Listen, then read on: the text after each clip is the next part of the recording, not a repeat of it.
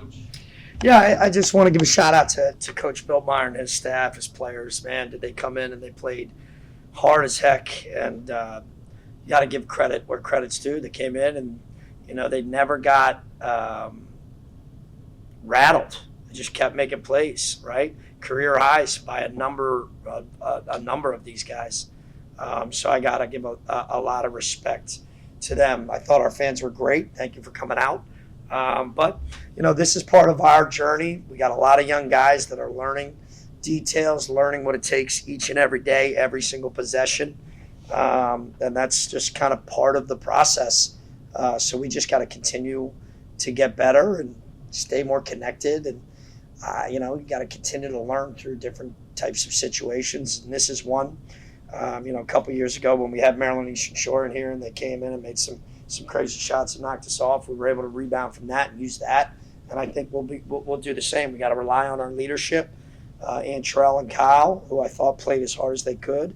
Abdu continues to get so much better on both ends of the floor. So there's a lot of positives, but obviously we got to play better and we got to definitely shoot better from the free throw line.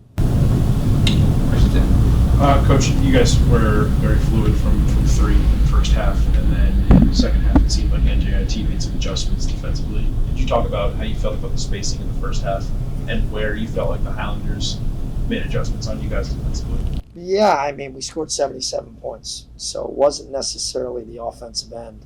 But, in the first half we went 5 for 12, in the second we went 1 for 6. So that's we got to make a play or two. We had a couple open ones that just didn't fall. But again, it's not the offensive end for us. We've been averaging something like 80 or close to it the last 3 or 4 games, almost 80 tonight.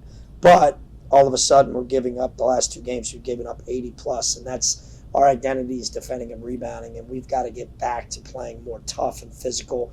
And we didn't execute a lot of our defensive responsibilities tonight that, for whatever reason, we weren't making the correct rotation or the correct decision. And that's part of our process. We have to continue to build trust with one another, communicate a lot more on the defensive end. And Coach, so from the defensive end, it seemed like you guys defended really well in the paint. Could you talk about where you guys kind of you might want to improve elsewhere or outside? Yeah, we got to defend without fouling. This was the most threes I think we've given up in 2 years. So, we knew they wanted to come in and they would have to make a ton of threes. They went 12 for 25. And I don't know how many points Makai Gray has ever had in his career, but I know it hasn't been double digits, I don't think. And you got to give him credit. He made some big shots. But, you could see it happening when he hit the bank shot. And he was feeling really good. And they hit some big shots. They got some bounces where they needed to still make the shots that they made. They made their free throws for the most part. So, you got to give credit to them in a lot of spaces. But we gave up way too many threes, which is typically what we defend really well. Could you talk about what you liked out of that dude tonight? You mentioned in your opening statement. Talk about what impressed you on offense and also his matchup with number 33, DeGraff on NJIT. Yeah, Abdou Shabala had 18 points and 14 rebounds. He was perfect from the field, 6 for 6. Quite honestly, I think he probably should have taken 20 free throws, but for whatever reason, maybe because he's so big and strong.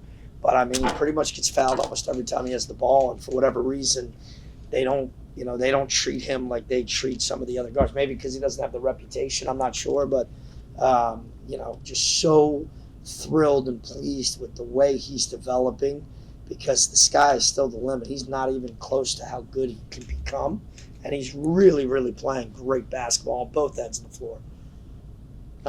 He had almost a triple-double. He had 18 points, 14 rebounds, and 9 blocks. And quite honestly, if we go back and watch the film, we might find 1 or 2 more tips that he may have gotten blocks. So I'm hoping he ended up with a triple-double. But that's insane. It's pretty darn good. Fordham never had Yeah. Yeah. So we have to go back and look at the film, and hopefully we find a block shot or 2. And maybe get him a triple-double. But, that's what he can bring every night. Now we just need some other guys to step up. And Josh Rivera also had a good night from the field and, just off the ball as well. He had 11 points.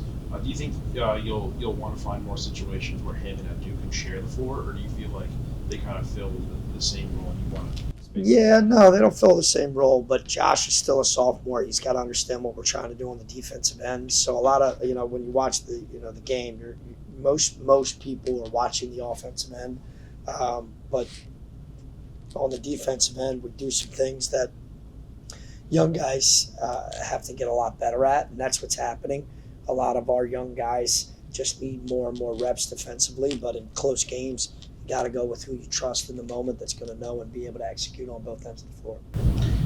And you guys did not let a single point in fast break on defense against NJIT. Could you talk about, but you did allow 15 second chance points. Could you talk about, how the game can kind of shift when teams are scoring a lot off second chance opportunities? Yeah, I mean, they only had 8 offensive rebounds. That's pretty good, 4 teams. So they scored that many points off of 4 live ball offensive rebounds. So they capitalized. I mean, I think they probably had, 3 of their threes were off of offensive rebounds, if I recall, and 2 of which were like broken plays. So, I mean, that's just part of the deal. A lot of times when you give up offensive rebounds and you don't secure it, it tends to get tapped out, or that might be the best time to find an open man on the perimeter. But they still have to make the shot. And these guys stepped in and made it. I mean, they were 12 for 25. That's big time.